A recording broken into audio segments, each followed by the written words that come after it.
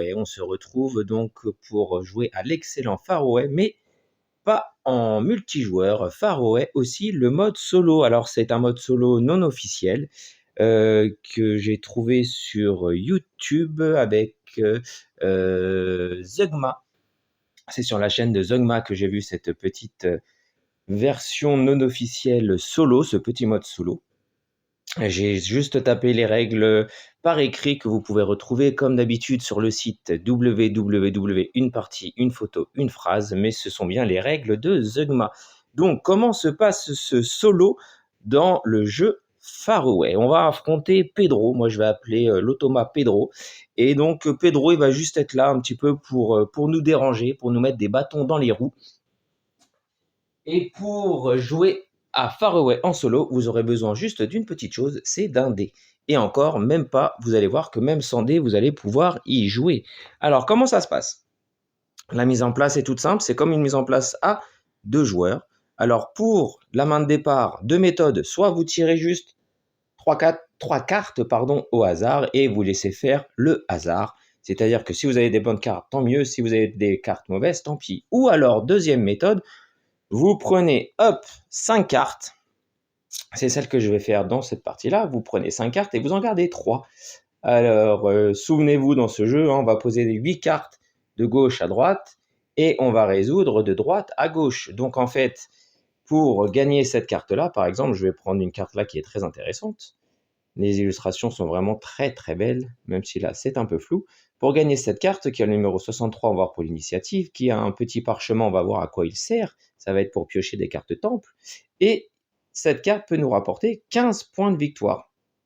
Alors les 15 points de victoire, elles ne seront validées que si dans notre expédition, dans notre zone de jeu, on a 2 cornes de gazelle et un ananas de visible. C'est-à-dire que si je retourne cette carte-là et que dans toutes les cartes qui ont été révélées avant elle, si je n'ai pas ces symboles-là, eh bien ma carte ne me rapportera rien du tout. Donc celle-là, ça serait typiquement à jouer en premier. Donc celle-là, je vais la garder. Ici, donc ça me donne un symbole de pierre ou de glace. Et j'ai pas de conditions particulières parce que j'ai rien qui est indiqué ici. Et chaque symbole de crâne de chèvre là, me rapportera 3 points. Et c'est une carte de nuit. Là aussi, pas de conditions particulières. Chaque crâne rouge me rapporte 2 points. C'est pas mal. Oh, et cette carte-là me donne... Alors cette carte-là, typiquement, ça serait une carte à jouer en toute dernière position parce que je bénéficierais, pour toutes les cartes placées avant elle, d'un crâne et d'un ananas. Donc elle, c'est sûr, je la garde. Elle, je la garde et il faut que je réfléchisse. Elle me donne... Allez, c'est une petite valeur en plus, je vais prendre celle-là. Donc je défausse les autres. Pedro, lui, il va prendre 3 cartes et les défausser. C'est juste pour faire tourner le deck. Hop, voilà. Et ensuite, comment ça se passe? Eh ben, on révèle 3 cartes. 1, 2, 3. Comme pour une partie à 2 joueurs. Et le tour est très simple. Je vais poser une carte. Donc j'ai dit que celle-là, c'est celle qu'il fallait. Hop, pour essayer d'avoir 15 points, il faudra que je la joue en premier. Je pose donc cette carte qui a une valeur d'initiative de 63. Pedro va piocher une carte. Donc Pedro, lui, il va jouer une 33. Donc il joue une carte plus petite que la mienne. Donc il va avoir l'initiative. C'est-à-dire qu'il va se servir en premier. Je pose mes 2 cartes là. Il va se servir en premier dans le marché. Et pour savoir quelle carte il prend, c'est très simple. Je lance le dé. Sur 1, 2, il prend celle-là. Sur 3, 4, il défausse celle-là. Et sur 5, 6, il défausse celle-là. Donc là, il a fait 4, il va défausser cette carte-là. Alors ici, vous avez 2 choix. Soit vous avez un dé comme moi ici, soit vous n'avez pas de dé. À ce moment-là, si vous n'avez pas de dé, c'est pas bien compliqué.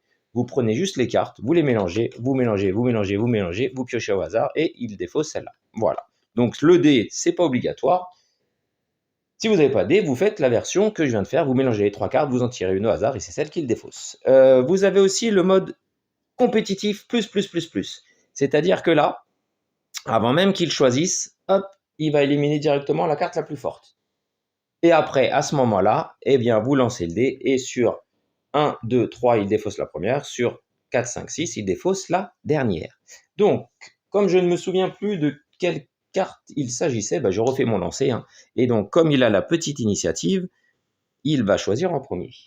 Donc, il défausse la première. Et là, la carte, elle est complètement défaussée. Et moi, maintenant, je choisis entre celle-là ou celle-là. Celle-là qui demande 2 pierres, 2 ananas, et là, 3 ananas. Autant dire qu'elle ne m'intéresse pas des masses, celle-là. Et celle-là vaut 18 points, mais ça va être compliqué de tout faire. Alors, on va quand même la prendre au cas où. Et on défausse la dernière carte. Je pose mes 3 cartes ici. On révèle 3 nouvelles cartes. Hop. Et on continue ainsi la partie. Alors, comme dans Far Away, le jeu classique, hein, si je pose une carte croissante, je vais pouvoir gagner des cartes temple. Une carte temple plus une carte par petit symbole carte que j'ai posée dans mon expédition. Donc là, si je joue un nombre plus grand que 63, j'aurai donc une carte plus mon bonus. J'aurai le droit à 2 cartes temple et j'en garderai une. Et ben allez, on va tenter, je suis fou. Donc là, je joue la carte 64, qui est donc plus grand que ma carte précédente. Donc, tac, je la pose comme ça. J'ai en plus 2 symboles de carte. Donc, ce qui veut dire que je vais avoir le droit de piocher 1, 2 et 3 cartes que je regarderai juste après. Et on regarde ce qu'il joue. Alors, lui, il joue une 3. Alors moi, dans la version que je joue, j'aime bien faire comme s'il posait lui aussi ses cartes, dans le seul et unique but, si jamais lui aussi arrive à monter, à faire des séries croissantes, il va lui aussi prendre des cartes temple, mais pour les défausser. Il défaussera juste les cartes, c'est juste pour faire tourner le deck. Donc 3, il a joué une carte plus petite, donc on fait la version classique. 4, il défausse celle-là, hop, et moi j'ai le droit de choisir entre celle-là ou celle-là. Et je regarde avant mes cartes temple, j'ai le droit d'en garder qu'une seule. Hop là, alors là le zoom il fait n'importe quoi. Hop. Alors, celle-là me donne une couleur bleue et surtout un crâne permanent. Et ben je vais prendre celle-là. Hop, et je défausse les autres. Et je vais prendre comme carte ananas. Ouh, celle-là est pas mal. Je vais prendre la 4. Tac. Tac. Et je remets 3 nouvelles cartes. Alors, la moins 64, je vais pas monter plus. Ces deux-là, je vais les jouer en dernière. Et donc, je vais jouer celle-là. Donc 15, je ne pioche pas de carte temple parce que je n'ai pas joué plus grand. Je mets celle-là de côté. Lui, que joue-t-il? 24, donc plus grand que 3. Il a une carte, il va défausser. Hop, 2 cartes temple. Il a joué une 24, j'ai joué une 15, je choisis en premier.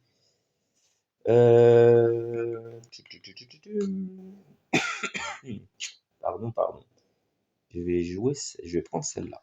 Et là, comme j'ai joué avant Pedro, Pedro, lui, il a plus besoin de lancer de dés. On défausse. Je prends 3 nouvelles cartes. Je choisis une carte de ma main. Je vais jouer la 32.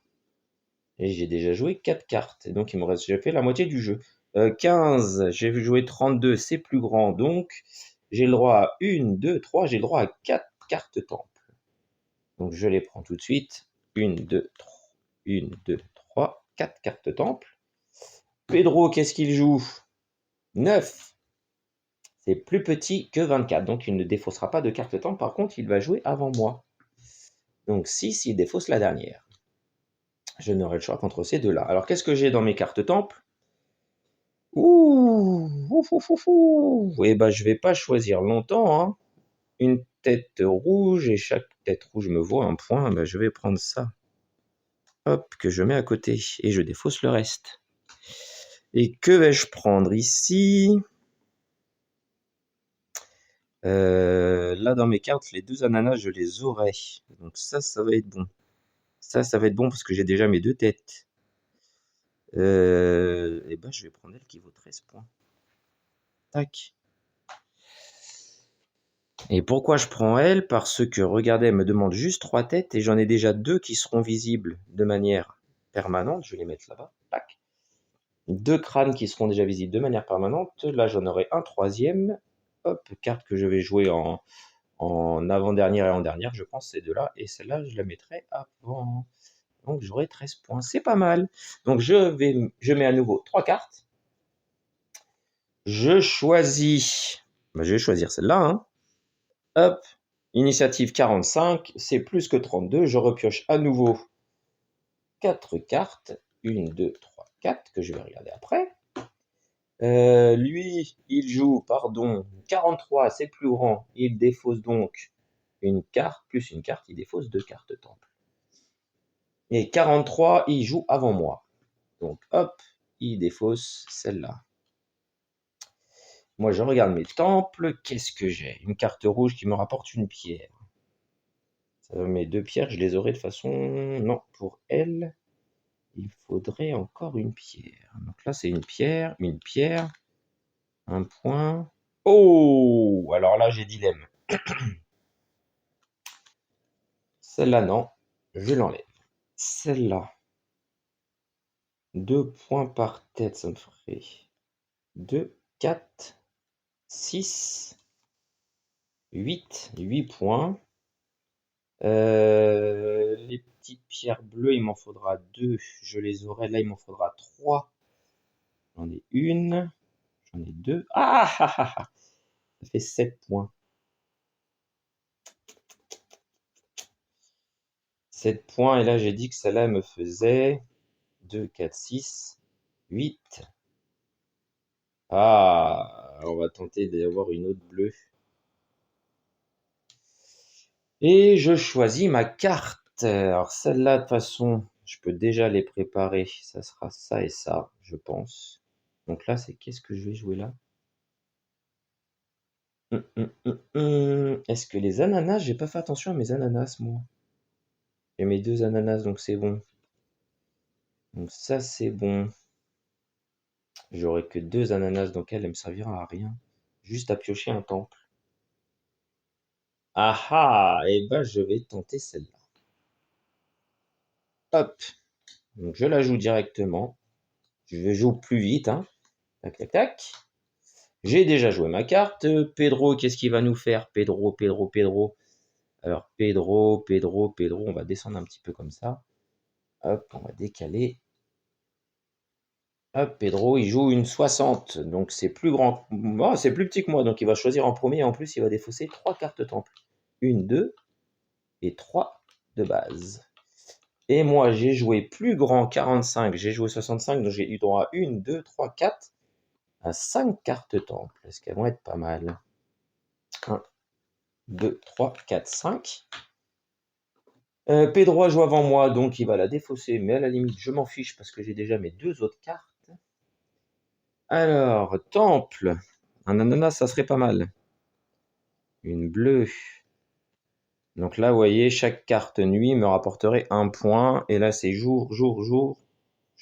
J'ai pas joué nuit, donc c'est pas intéressant. 1 point par chemin, j'en ai pas mal. 1, 2, 3. Ah, ce serait pas mal celui-là. Et là, encore un bleu. Et ouais, c'est pas mal ça. Un bleu, je vais prendre celle-là. Une pierre bleue et 1 point par parchemin. Voilà. Et est-ce que j'ai quelque chose d'intéressant à prendre? Non, pas spécialement. Je vais prendre celle-là. Celle-là est défaussée. J'en retire 3 nouvelles. Tac, tac, tac. Il me faudra 3 ananas et je les ai pas. Tac, tac, tac, tac, tac, tac. 3 pierres bleues. Je les aurai, donc je vais jouer celle-là. Je vais jouer la 4. Pedro, il va jouer 44. C'est plus petit que 60, donc il n'a pas défaussé de temple. Il a une carte plus grande que moi, donc c'est moi qui vais choisir en premier. Et j'ai fait plus petit, donc je n'ai pas de temple non plus. Je vais choisir, peu importe parce que je ne la jouerai pas. Pedro, il joue après moi, donc il défausse. On remet, ça sert à rien parce que c'est le dernier tour. 1, 2, 3, 4. Ah oui, c'était comme ça. 4. Hop, hop, on s'en fait de rangées de 4 comme moi. Et moi, ma dernière, c'était celle que je voulais jouer. C'était tenter. Mais je vais pas avoir elle. Sauf si je pioche une carte ananas. Je vais jouer celle-là. Ah. Est-ce que les... Alors, j'hésite entre celle-là et celle-là. Parce que là, j'ai... Ah bah non, il me faut un ananas, de toute façon, si je veux tenter d'avoir elle. Donc, je vais jouer celle-là. Tac. Je défausse mes cartes, j'en ai plus besoin. Pedro, il joue quoi, lui? Une 30. Donc, il casse sa chaîne. Il ne prend pas de carte temple, alors que moi, j'en prends. Une, deux, trois, quatre. J'en prends 5. Il faudrait que je tombe sur un ananas. 1, 2, 3, 4, 5. Et je joue dans le vide parce que j'ai pas mis le... Ah non, pardon, je croyais que ça avait coupé. 1, 2, 3, 4, 5. Voilà. Et j'ai un ananas, donc je crois que je vais pas réfléchir longtemps.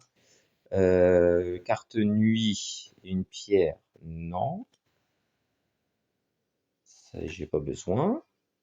Un ananas et la lune, non.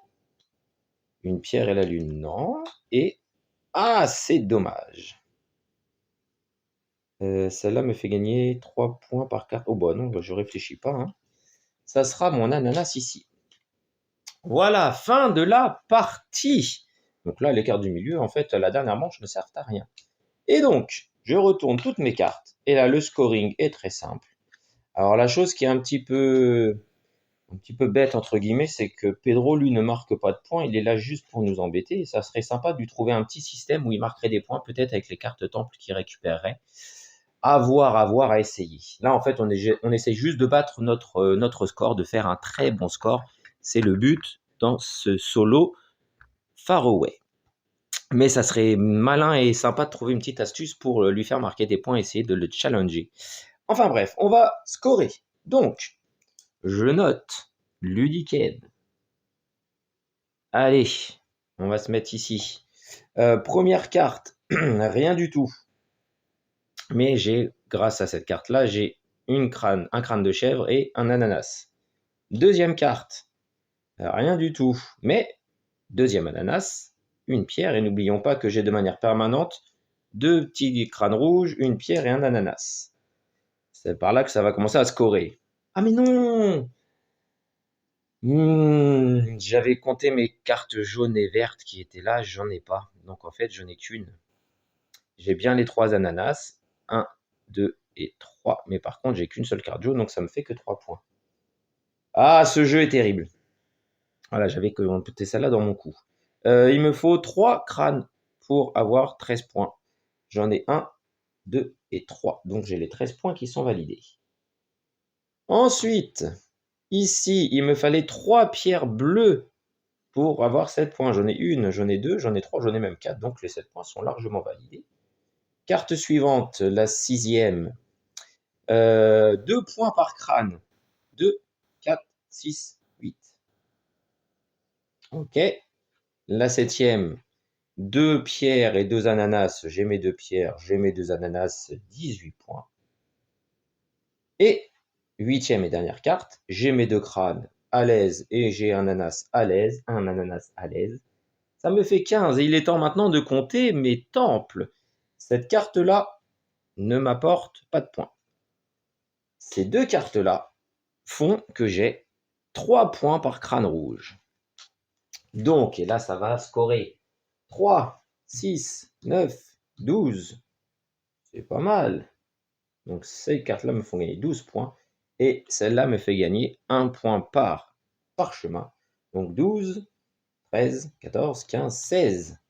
16 points de temple. Ce qui nous fait un total de 13 et 7, 20, 28, 28 et 3, 31, 31 et 5, 36, 36 et 6, 42, 42 et 8, 50. 50, je retiens 5, donc 5, 6, 7, 8, 9. J'obtiens un score de 90. À savoir que là, donc j'ai pas la règle d'imprimer, je l'ai pas encore imprimé, je l'ai tapé sur Word, mais je l'ai pas encore mise, donc je l'ai pas imprimé.